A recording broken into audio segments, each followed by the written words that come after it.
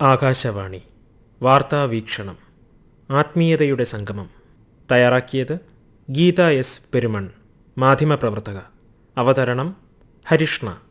ലോകത്തിലെ ഏറ്റവും വലിയ സ്ത്രീ സംഗമമാണ് ആറ്റുകാൽ പൊങ്കാല. കേരള തലസ്ഥാന നഗരിയെ അപൂർവ ഭക്തിയുടെയും ആത്മീയതയുടെയും സ്ത്രീകളുടെയും ത്രിവേണി സംഗമമാക്കി മാറ്റുന്ന പൈതൃകത്തിൻ്റെ പ്രതീകമാണ്. അനന്തപുരിയെ ഒരു മഹായാഗശാലയാക്കി മാറ്റുന്ന പൊങ്കാല ദിനം വിശ്വാസത്തിൻ്റെയും അർപ്പണത്തിൻ്റെയും ഉത്സവമാണ്. ആറ്റുകാൽ ക്ഷേത്രമൊരുക്കുന്ന ഈ മഹാസംഗമത്തിൽ ആയിരക്കണക്കിന് വനിതകൾ വിറകടുപ്പിൽ മൺകലത്തിൽ നിവേദ്യമൊരുക്കി ഭക്തിപുരസരം ആറ്റുകാലമ്മയ്ക്ക് സമർപ്പിക്കുന്നു. ആറ്റുകാലമ്മയെ കാപ്പുകെട്ടി കുടിയിരുത്തി തോറ്റം പാട്ടുപാടി ഉണർത്തുന്നത് മുതൽ പൊങ്കാല എന്ന മഹാപൂജയ്ക്ക് ആരംഭം കുറിക്കുന്നു. മാർച്ച് 3-നാണ് ഇത്തവണത്തെ പൊങ്കാല മഹോത്സവം. ഇളങ്കോവടികളുടെ ചിലപ്പതികാരത്തിൽ നിന്നുള്ള വരികളാണ് തോറ്റംപാട്ടിൽ പാടാറുള്ളത്. ഇത്തവണ ഫെബ്രുവരി 23-ന് ദേവിയെ കാപ്പുകെട്ടി കുടിയിരുത്തൽ ചടങ്ങ് നടന്നു. വടക്കും കൊല്ലത്തെ കന്യാവ് ഉഗ്രമായ കാളിരൂപം പൂണ്ട് തൻ്റെ ഭർത്താവിനെ അന്യായമായി കൊല ചെയ്ത പാണ്ഡ്യരാജാവിനെ വധിച്ച ശേഷം ശിരസ് കൈലാസത്തിൽ ശ്രീ മഹാദേവന് സമർപ്പിക്കുന്ന ഭാഗം പാടിയാണ് പൊങ്കാല ആരംഭിക്കുന്നത്. കുംഭമാസത്തിലെ പൂരം നാളും പൗർണമിയും ഒത്തുചേർന്നു വരുന്ന ദിവസമാണ് ആറ്റുകാൽ പൊങ്കാല. ഉത്സവം തുടങ്ങി 9-ാം ദിവസമാണ് ആറ്റുകാൽ പൊങ്കാല നടക്കുന്നത്. ഈ മഹാപൂജയിൽ ലക്ഷക്കണക്കിന് അടുപ്പുകളിൽ തീ പകരുന്ന നിമിഷം മുതൽ പ്രാർത്ഥനയുടെ സ്പന്ദനങ്ങളാൽ നിറയുന്നു. പ്രാർത്ഥന നൈവേദ്യമായി മാറുന്നു. ക്ഷേത്രത്തിൽ നിന്നുള്ള മുഖ്യ പുരോഹിതൻ ക്ഷേത്രത്തിനുള്ളിൽ സ്ഥാപിച്ചിരിക്കുന്ന പൊങ്കാല അടുപ്പ് അല്ലെങ്കിൽ പണ്ടാര അടുപ്പ് കത്തിക്കുന്ന അടുപ്പുവെട്ട് എന്ന ചടങ്ങോടെ തീ കത്തിക്കുകയും തുടർന്ന് അടുത്തടുത്ത പൊങ്കാല കലങ്ങളിൽ തീ പകർന്നു കൊടുക്കുന്നതോടെയും പൊങ്കാല ആരംഭിക്കുന്നു. പൊങ്കാല ദിനത്തിൽ പുലർച്ചെ മുതൽ തന്നെ ക്ഷേത്ര പരിസരം, നഗരത്തിന്റെ പ്രധാന വഴികൾ, ചെറുവഴികൾ, വീട്ടുമുറ്റങ്ങൾ, ഓഫീസ് പരിസരങ്ങളെല്ലാം ചെറിയ അടുപ്പുകളാൽ നിരയായി ക്രമീകരിച്ച് സ്ത്രീകളാൽ നിറഞ്ഞിരിക്കും. ജാതി മത ഭേദമന്യേ സ്ത്രീകൾ ഒന്നിച്ചു ചേരുന്ന ഈ അർപ്പണം വിശ്വാസത്തിന്റെയും ഐക്യത്തിന്റെയും ശക്തിയുടെയും പ്രതീകമാണ്. ലോകത്തിലെ ഏറ്റവും വലിയ സ്ത്രീ സംഗമങ്ങളിലൊന്നായിട്ടാണ് ആറ്റുകാൽ പൊങ്കാലയെ വിശേഷിപ്പിക്കുന്നത്. 1997-ലാണ് ആറ്റുകാൽ പൊങ്കാല ഗിന്നസ് വേൾഡ് റെക്കോർഡിൽ ഇടം നേടിയത്. 15 ലക്ഷം സ്ത്രീകൾ അന്ന് പങ്കെടുത്തത് അടിസ്ഥാനമാക്കിയാണ് ഈ ചടങ്ങ് ഗിന്നസ് ബുക്കിൽ കയറിയത്. 2009-ൽ പുതുക്കിയ ഗിന്നസ് റെക്കോർഡ് അനുസരിച്ച് 25 ലക്ഷം പേർ ആറ്റുകാൽ പൊങ്കാലയിൽ പങ്കെടുത്തു. ലോകത്തിലെ ഏറ്റവും വലിയ സ്ത്രീ സംഗമമായി രേഖപ്പെടുത്തിയ ആറ്റുകാൽ പൊങ്കാല കേരളത്തിന്റെ സാംസ്കാരിക മുഖഛായയെ അന്താരാഷ്ട്ര തലത്തിൽ ഉയർത്തിക്കാട്ടി. ഇന്ന് രാജ്യത്തിനകത്തും പുറത്തുമുള്ള ആയിരക്കണക്കിന് സ്ത്രീകൾ ഈ മഹാസംഗമത്തിൽ പങ്കെടുക്കാനെത്തുന്നുണ്ട്. മലയാളികളുടെ സാന്നിധ്യമുള്ള അമേരിക്കൻ ഐക്യനാടുകൾ, കാനഡ, UK, ഓസ്ട്രേലിയ, ഗൾഫ് രാജ്യങ്ങൾ തുടങ്ങിയ വിദേശ രാജ്യങ്ങളിലും മലയാളി സംഘടനകളുടെ നേതൃത്വത്തിൽ ആറ്റുകാൽ പൊങ്കാല നടന്നുവരുന്നു. ആറ്റുകാൽ പൊങ്കാല മഹോത്സവത്തോടനുബന്ധിച്ച് നടക്കുന്ന ഒരു പ്രധാന ആചാരമാണ് കുത്തിയോട്ടം.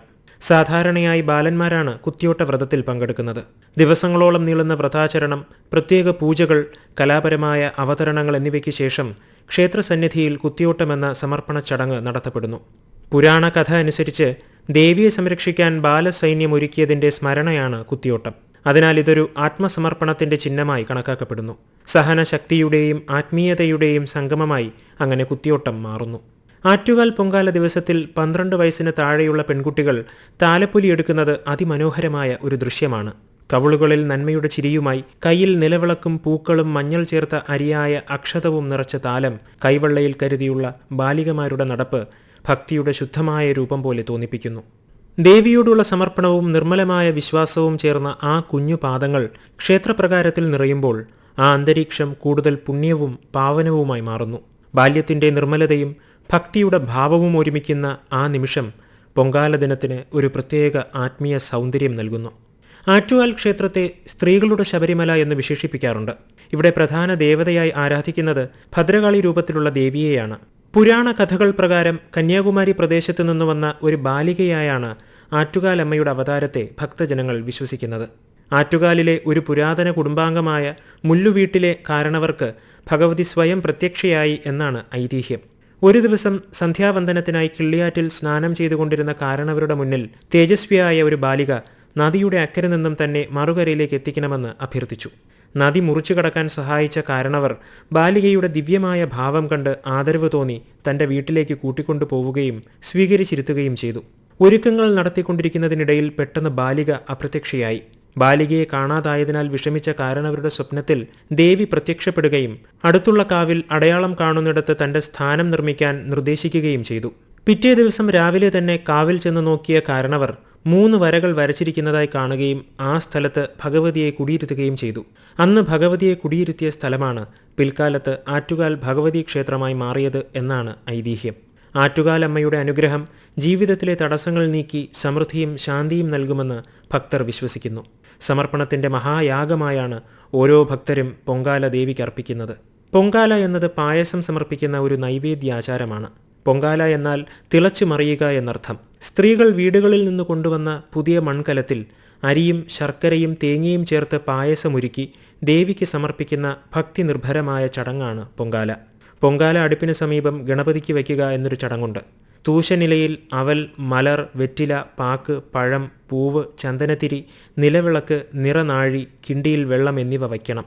പൊങ്കാലയോടനുബന്ധിച്ച് തിരുവനന്തപുരം നഗരത്തിൽ മിക്കയിടത്തും ഭക്തർക്കായി അന്നദാനം നടക്കാറുണ്ട്. നഗരത്തിലെ ധാരാളം വീടുകളിൽ പൊങ്കാലയിടാൻ സൗകര്യം ചെയ്തു കൊടുക്കാറുമുണ്ട്. ദ്രാവിഡ ജനതയുടെ ദൈവാരാധനയുമായി ബന്ധപ്പെട്ട ഒരു ആചാരമായ പൊങ്കാല പഴയകാലത്തെ കാർഷിക ഉത്സവം കൂടിയായിരുന്നു. തങ്ങളുടെ ദേശദൈവത്തിന് വർഷത്തിലൊരിക്കൽ സ്വന്തം കൈയാൽ തന്നെ ഊട്ടുക എന്നൊരു ചടങ്ങ് മുൻപേ തന്നെ ഗ്രാമപ്രദേശങ്ങളിൽ നടന്നു വന്നിരുന്ന ഒന്നായിരുന്നു. ഇന്നത് ഹൈന്ദവ വിഭാഗത്തിന്റെ ജനകീയമായ ഒരു ആരാധനാ മാർഗമായി മാറിയിട്ടുണ്ട്. ഭക്തരുടെ ആഗ്രഹങ്ങൾ പൊങ്കാലയർപ്പിച്ച് പ്രാർത്ഥിച്ചാൽ അന്നപൂർണേശ്വരി ഭാവമുള്ള ആറ്റുകാലമ്മ സാധിച്ചു തരുമെന്നുള്ള വിശ്വാസമാണ് പൊങ്കാലയിലേക്ക് സ്ത്രീജനങ്ങളെ ആകർഷിക്കുന്നത്. പൊങ്കാലയ്ക്ക് മുൻപ് ഭക്തർ വ്രതം നോൽക്കുകയും ആറ്റുകാൽ ക്ഷേത്രത്തിൽ ദർശനം നടത്തുകയും ചെയ്യാറുണ്ട്. ചിലർ അടുത്തുള്ള ക്ഷേത്രത്തിൽ ദർശനം നടത്തി വ്രതം ആരംഭിക്കുകയും സ്വന്തം വീടുകളിൽ തന്നെ പൊങ്കാല അർപ്പിക്കുകയും ചെയ്യുന്നു. പൊങ്കാലയിൽ പ്രധാനമായും 3 വിഭവങ്ങളാണ് തയ്യാറാക്കുന്നത്. പായസം, മണ്ടപ്പുറ്റ്, തെരളിയപ്പം എന്നിവയാണവ. പൊതുവെ ശർക്കര ചേർത്ത പായസമാണ് ഭഗവതിക്ക് നിവേദിക്കാറുള്ളത്. മാറാരോഗങ്ങൾ മാറുവാനും ആയുരാരോഗ്യ സൗഖ്യത്തിനും വേണ്ടിയാണ് മണ്ടപ്പുറ്റ് നിവേദിക്കാറുള്ളത്. പ്രോട്ടീൻ അടങ്ങിയ പോഷകങ്ങൾ നിറഞ്ഞ ഒരു വിഭവം കൂടിയാണ് മണ്ടപ്പുറ്റ്. വെള്ളച്ചോറ്, മോദകം എന്നിവയും നിവേദിച്ചു കാണാറുണ്ട്. നിവേദ്യ വസ്തു എന്തുതന്നെയായാലും ഭക്തിയോടെ സമർപ്പിച്ചാൽ ഭഗവതി സ്വീകരിക്കുമെന്നാണ് വിശ്വാസം.